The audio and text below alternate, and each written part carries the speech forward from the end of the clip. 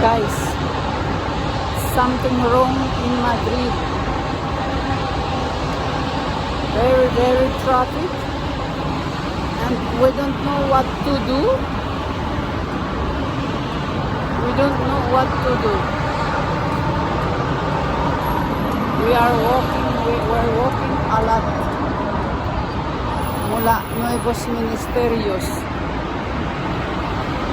You see? This is the Bernabeu, and it's very traffic, and I have to go around all the Bernabeu, the stadium. We are all walking because they cut the lines at mayroon daw yung escape ng gas.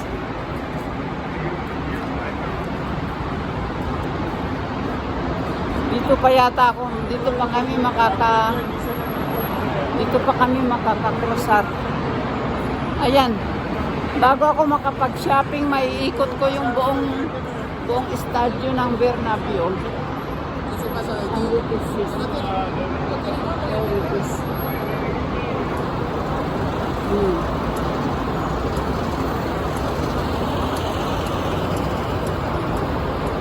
My God. Anong nangyayari dito?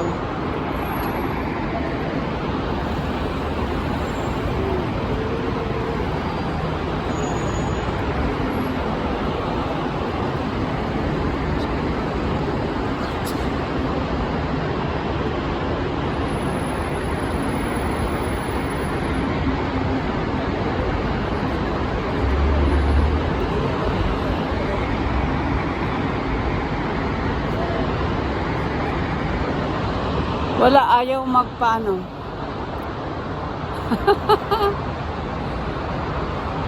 ayaw magpapasok.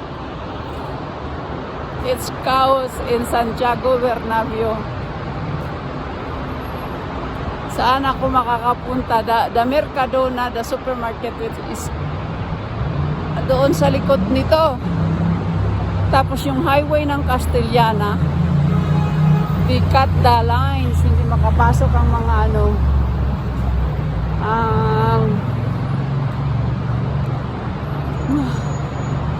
I'm very late na working. Ayan. Ang daming tao doon. Ayan ang Cathay Pacific.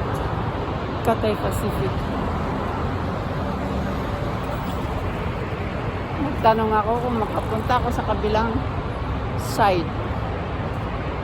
Oh my God. Yan ang Bernabeu station. Soccer station. Yan. Famous in Madrid. Real Madrid. Ayan.